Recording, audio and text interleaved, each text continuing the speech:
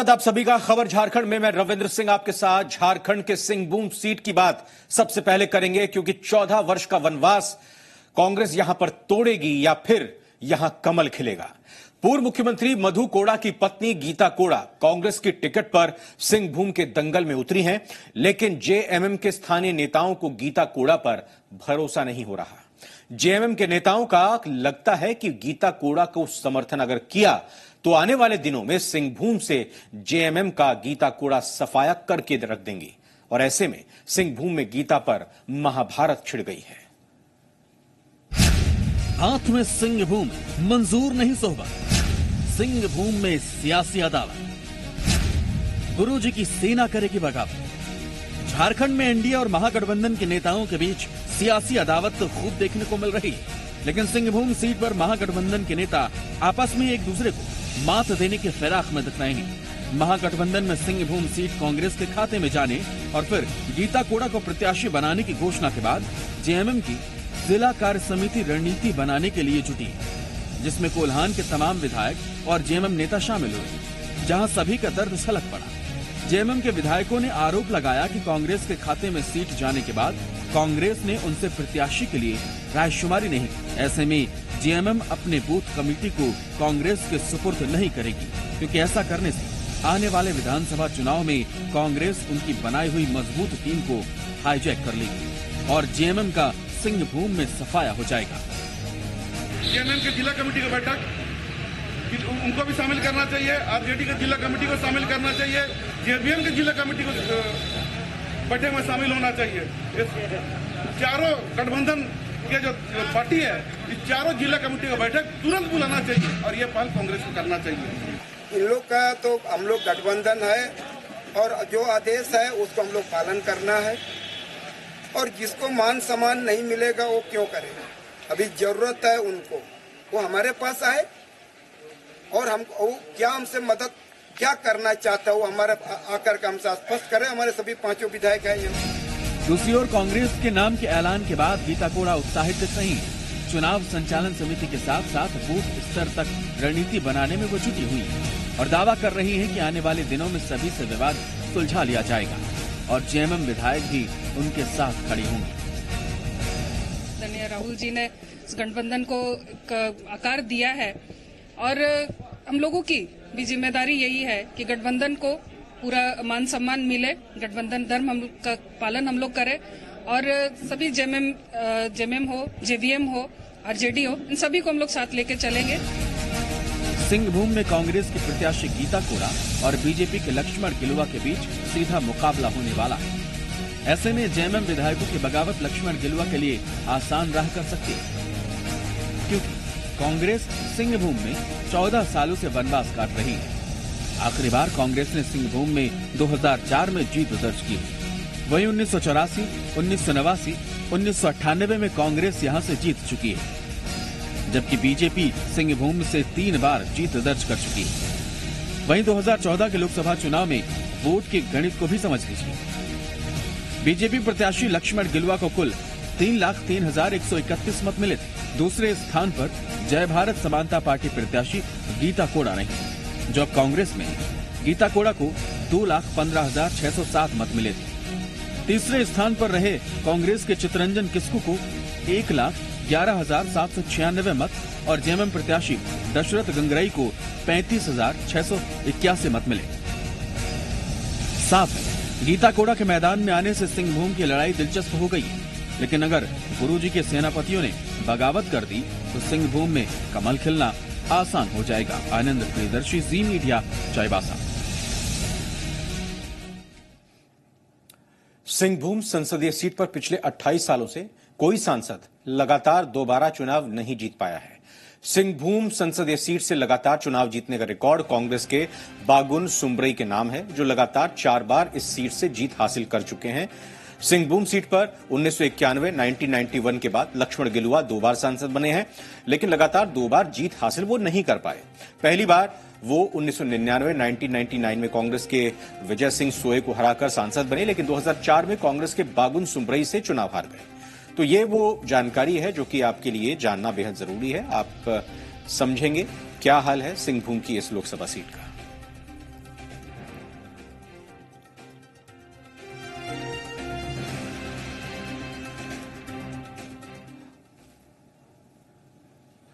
इधर बुधवार को झारखंड मुक्ति मोर्चा ने अपनी पार्टी के रणबांकुरों का नाम जारी कर दिया। इसके बाद आज जेएमएम ने 4 राज्यों के लिए 40 स्टार प्रचारकों का भी नाम जारी कर दिया है। उनकी लिस्ट सामने लेकर आए हैं। जेएमएम इस बार 4 राज्यों में चुनाव लड़ रही है, लिहाजा जेएमएम का चुनाव प्रचार पर विशेष फोकस है। इसके लिए आसमान से लेकर डिजिटल माध्यमों पर जेएमएम फोकस कर रहा है।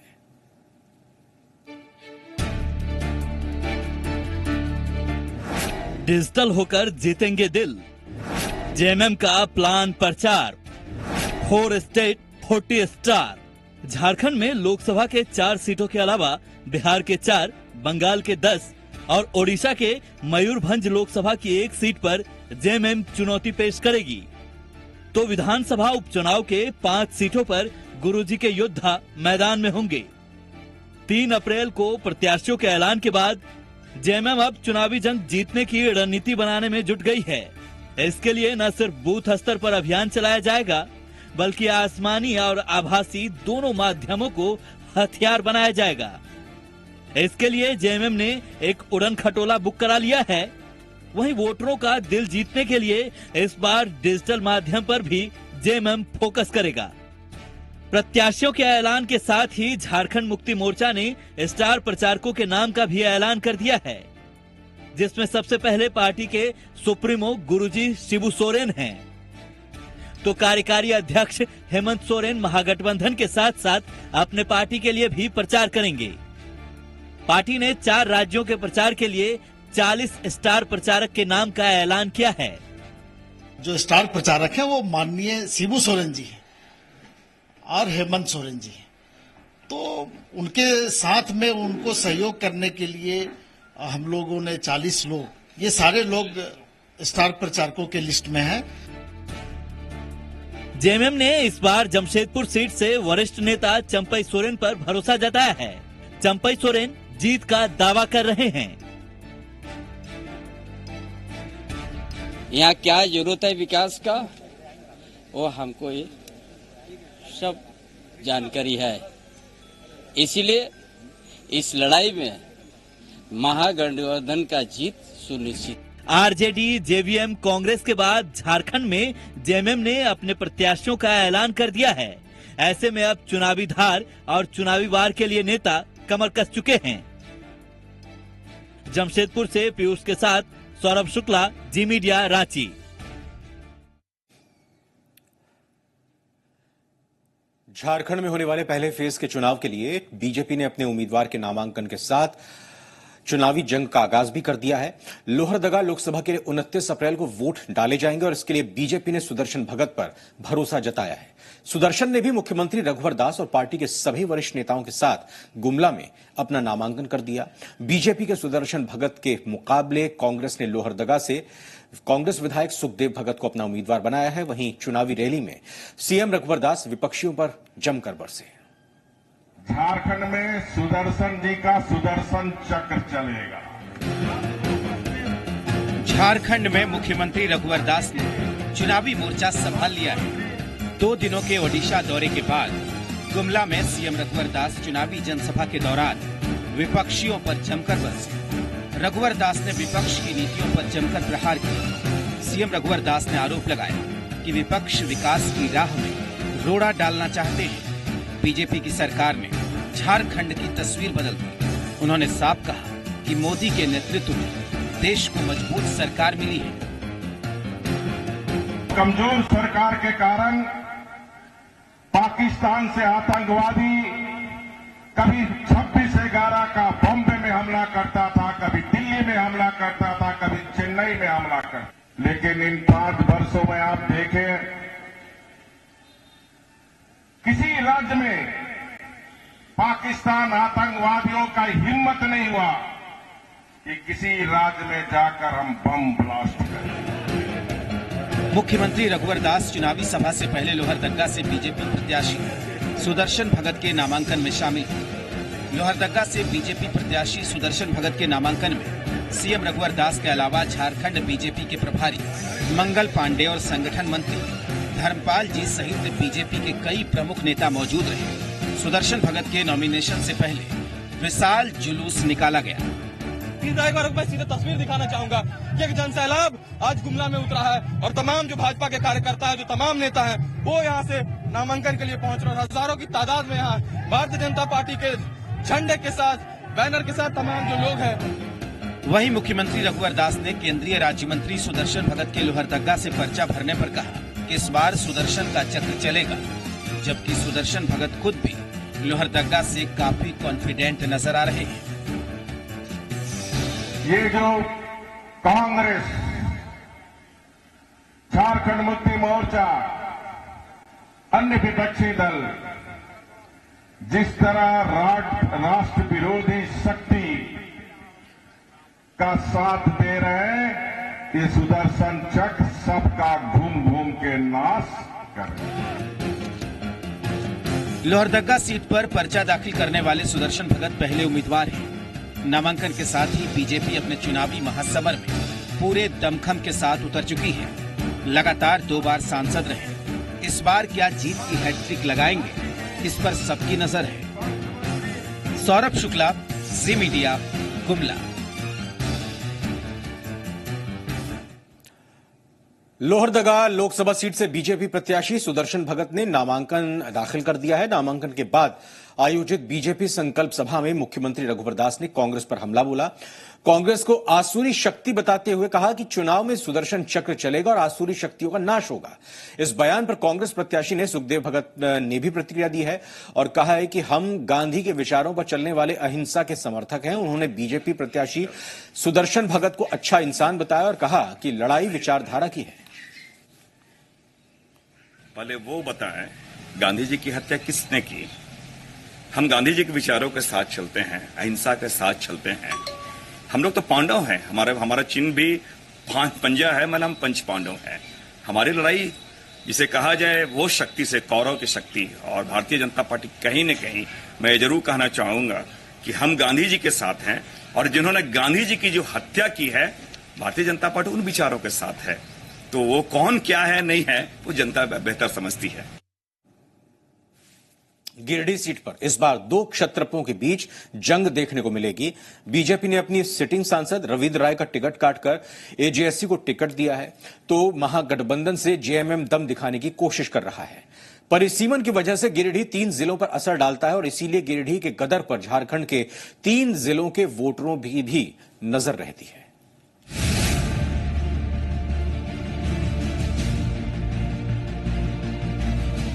झारखंड का इकलौता सीट गिरिडीह, जहां इस लोकसभा चुनाव में कोई भी राष्ट्रीय दल का प्रत्याशी मैदान में नहीं है। एनडीए से गिरिडीह सीट एजेएसयू के खाते में है, जबकि महागठबंधन से ये सीट जेएमएम के खाते में है। एजेएसयू ने मंत्री चंद्र प्रकाश चौधरी को गिरिडीह से उम्मीदवार उतारा है। वैसे परंपरागत तौर पर यह सीट बीजेपी की रही है। बीजेपी ने अपने सिटिंग एमपी का टिकट काटकर एजेएसयू को ये सीट दिया है, जबकि महागठबंधन से जेएमएम इस सीट पर चुनौती पेश कर रही है और जगन्नाथ महतो चुनावी दंगल में हैं। ऐसे में गिरिडीह में इस बार क्षत्रपों के बीच गदर होने वाला है। लिहाजा गिरिडीह के वोटर्स के लिए ये काफी अहम हो जाता है कि वो किसे चुनते हैं। हालांकि एजेएसयू उम्मीदवार खुद की जीत का दावा कर रहे हैं।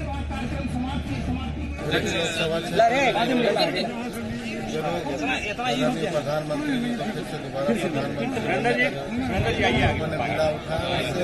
यही साफ है कि देश में अच्छा प्रधानमंत्री, अच्छा नेतृत्व करने वाला नरेंद्र मोदी फिर से। जहां गिरिडीह से एजेएसयू जीत का दावा कर रहा है, वहीं जेएमएम भी मैदान मारने की बात कह रही है। पिछली बार यानी 2014 में जेएमएम उम्मीदवार जगन्नाथ महतो 35,000 वोटों से चूक गए थे, लेकिन इस बार पूरे विश्वास के साथ फतह का दावा कर रहे हैं। कार्यक्रम शुरू होगा और इस बार जो जनता का रुझान है, इस बार झारखंड मुक्ति मोर्चा के थैला में सीट जाएगा। गिरिडीह सीट को समझने के लिए यहाँ के पूरे समीकरण को समझना होगा। गिरिडीह में परिसीमन की वजह से 3 जिलों का 6 विधानसभा क्षेत्र है। गिरिडीह सीट कुर्मी बाहुल्य सीट माना जाता है। एजेएसयू और जेएमएम दोनों के उम्मीदवार कुर्मी ही हैं। जाहिर है गिरिडीह का समीकरण काफी दिलचस्प है। ऐसे में यहाँ का इतिहास भी जान लीजिए, कौन कब किस पार्टी से सांसद रहे।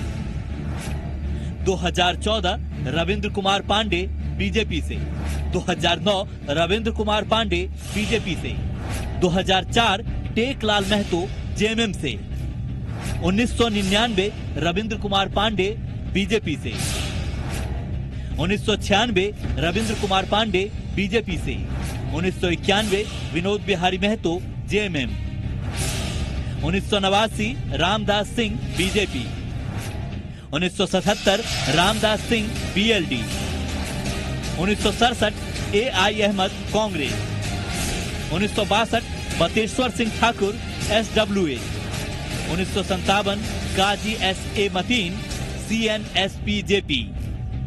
जाहिर है न सिर्फ यहाँ जातीय समीकरण को दोनों पार्टियों ने ध्यान में रखा है, बल्कि क्षेत्रीय मुद्दों को भी चुनाव में भुनाने की कोशिश होगी। मृत्युंजय मिश्रा, जी मीडिया, बोकारो।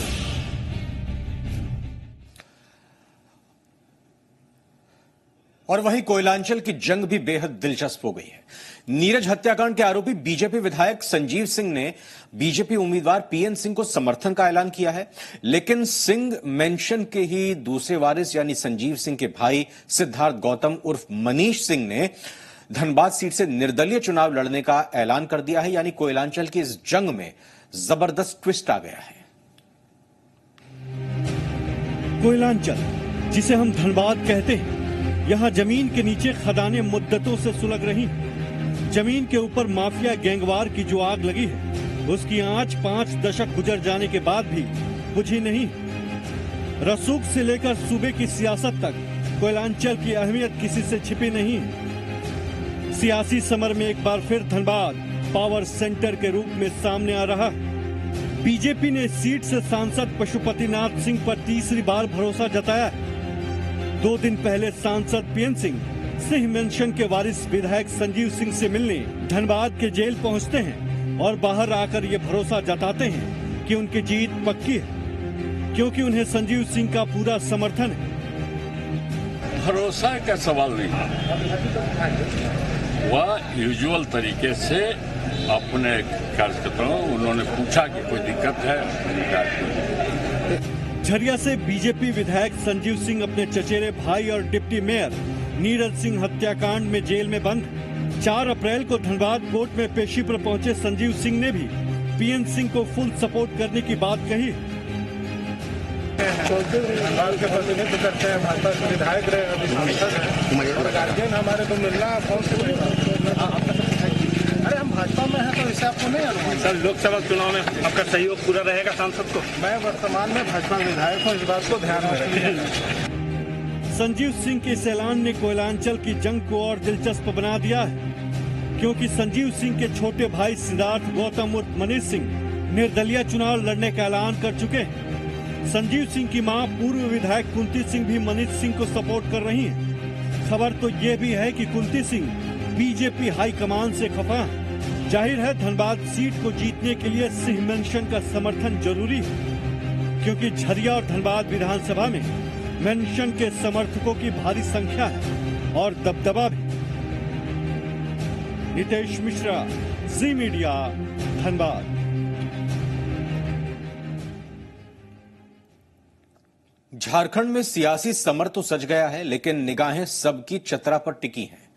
सत्ता के गलियारों में अब सवाल गूंजने लगा है, किसके बूते चतरा पर भगवा लहराने की कोशिश की जा रही है। कौन पंजे की पकड़ बढ़ाएगा या फिर लालटेन की लौ ही चतरा में दिखेगी।